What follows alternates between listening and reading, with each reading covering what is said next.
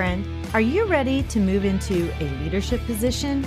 Do you have interests and ambitions that you want to pursue, but feel like you don't know how to take that next step? Maybe you want to start your own coaching or consulting agency.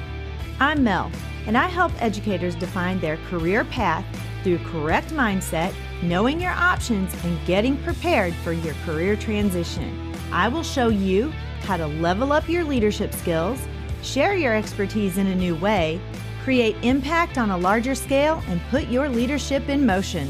As an educator for over 20 years, I started to feel underused and like I had more to give. I knew when the time had come for me to leave the classroom and affect change on a larger level.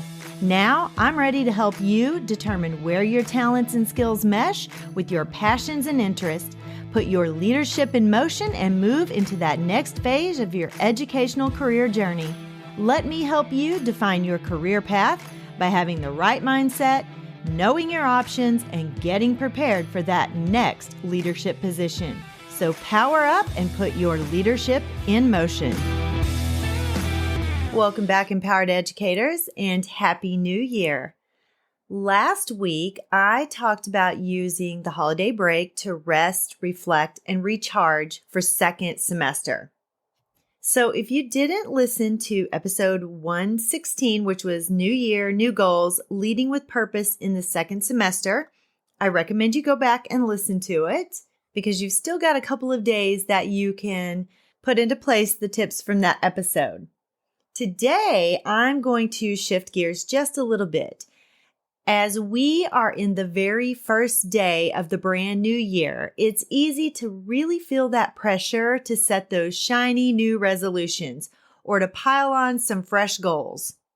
We all know that we set those health goals and our career goals and our family goals. And after all, the start of the new year feels like a clean slate, right? But here's the thing. You don't always need to start from scratch. Instead of creating new resolutions just for the sake of it, let's focus on revisiting and realigning the goals that you've already set for yourself from 2024 that you might not have accomplished. Maybe those goals that are almost there, but you just need to push forward so you can have them nailed down. Why would you want to do that?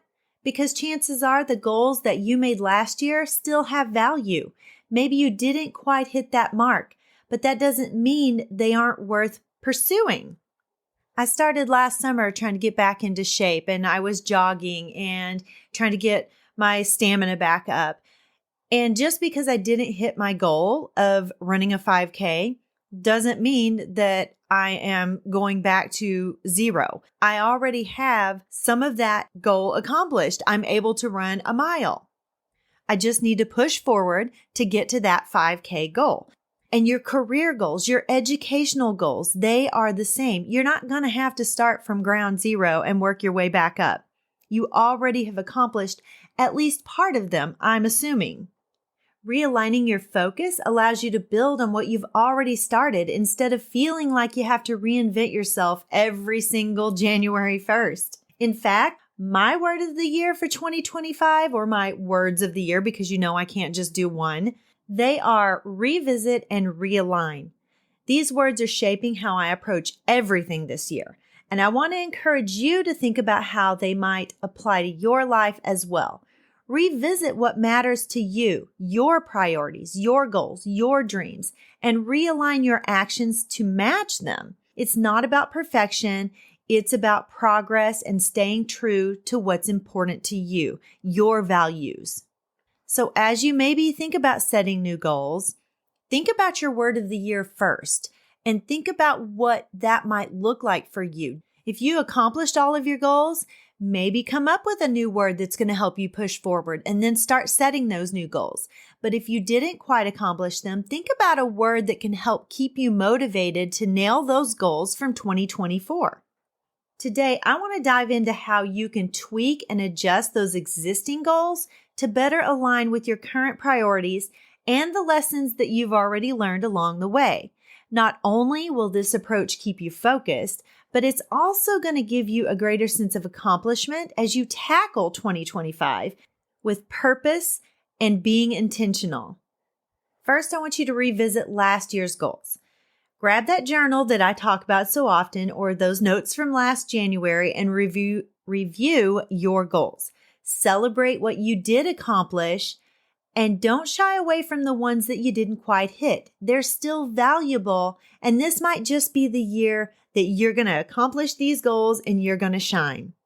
Next, identify what matters most right now.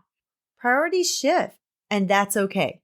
Look at your current season of life and decide which of your 2024 goals still align with where you're headed. Let go of whatever no longer serves you to make room for what does. Maybe you need to pare down a couple of your goals so you can accomplish them. Then break it down and adjust the timeline. If those goals feel too big or overwhelming from last year, break it into smaller, actionable steps. Adjust the timeline to make it more realistic and achievable in 2025. Progress is progress, no matter how small. And then add a layer of accountability. Share these refined goals with a trusted friend or a colleague or your spouse, and they can help you stay on track. They can be your accountability partner. Better yet, create a visual reminder like a vision board or a checklist to stay focused and motivated throughout the year.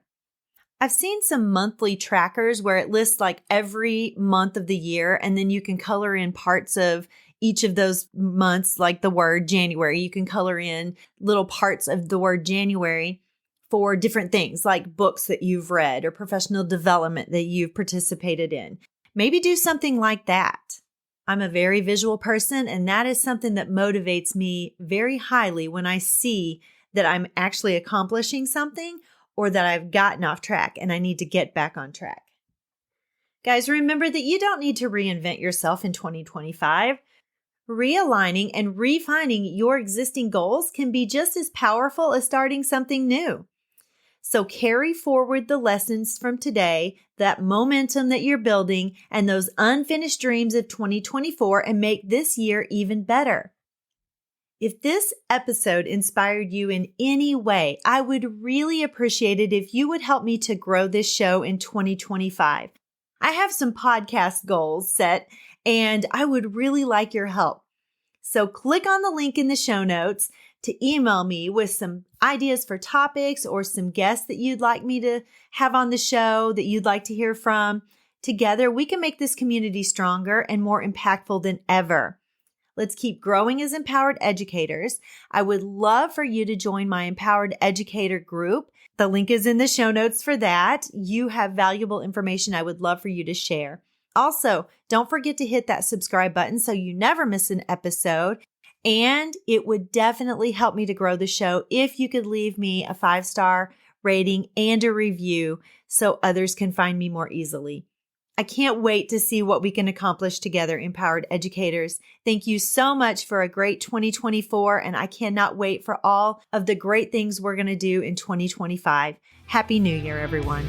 Bye-bye.